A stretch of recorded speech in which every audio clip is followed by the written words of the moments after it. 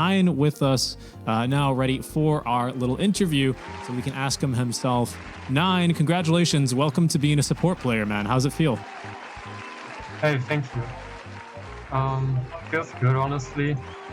The role is a lot of fun, and the biggest thing is just like learning again. Like I'm actually learning again in Dota, like a lot, day by day. So it's very exciting.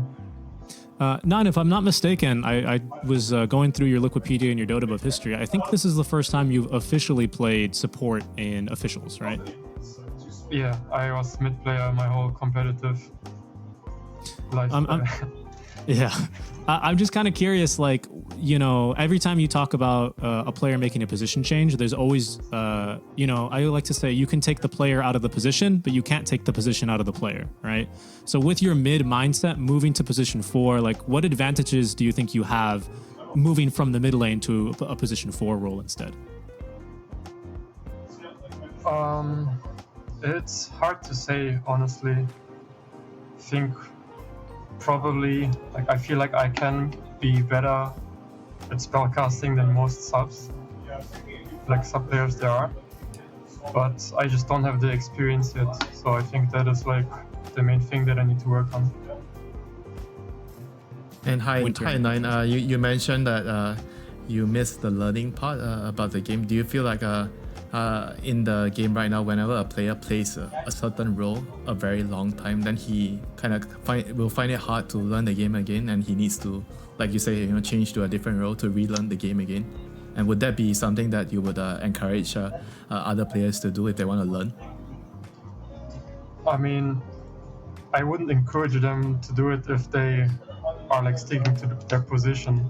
But however, if Dota like is maybe a little bit stale for you, I think learning a new position is extremely fun. It's just like, I just feel like I'm playing Dota again as a beginner, you know, when you started and you're learning so much.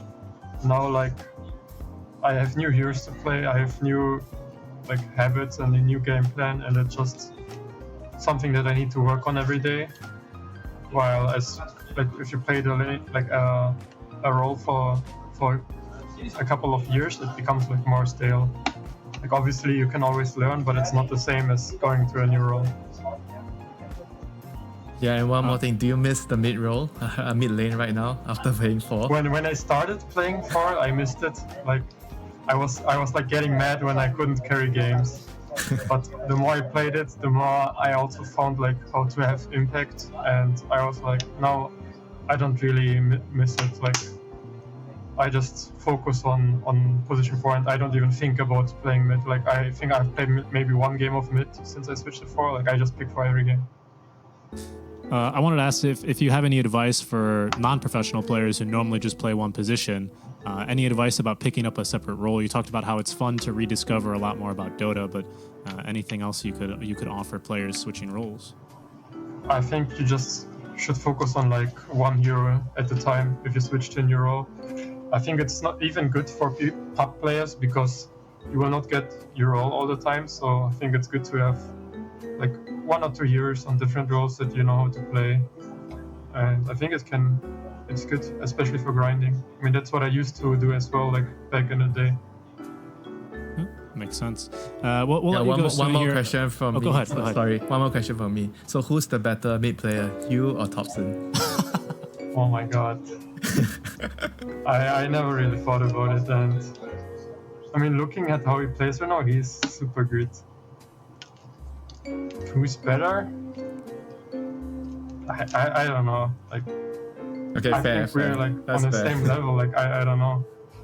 I just feel like mid players, like, or generally in Dota, like you can be so good at different things that it's really hard to say who's better. You just need like a team that fits with you.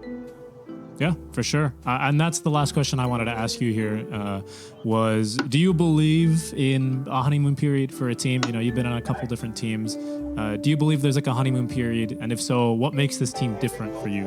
It's going to keep going into successful run at TI. I mean, there's definitely a honeymoon period. And I just think that will not be the case for us because we just switched one player. I think usually that happens to new teams. Is like people respect each other a lot when you join a team. There's like no build up, you know, like you play best when you have no emotions build up or whatever, and then you play over a couple of months and there's like emotions building up over a couple of loses and something, and that's when things get stressful. I think that's why the honeymoon phase exists. And we don't really like, we played for a long time, so just switching on players, I don't think we will have like a honeymoon phase. Awesome. That's a super insightful answer. And congrats on a 2-0 on your official support debut, man. Really well played. And best of luck for the rest of the tournament. We'll let you go now, 9, support player for Tundra Esports. Congrats again. Thank you. Lovely guy to talk to. That was super cool. Super insightful on why there's a honeymoon period in the first place. You know, having never obviously competed on a team, just a lowly caster, I never really considered that aspect of you know, team mentality, basically, right? How that stuff can build over time and how a fresh start can really reset the mental, you know.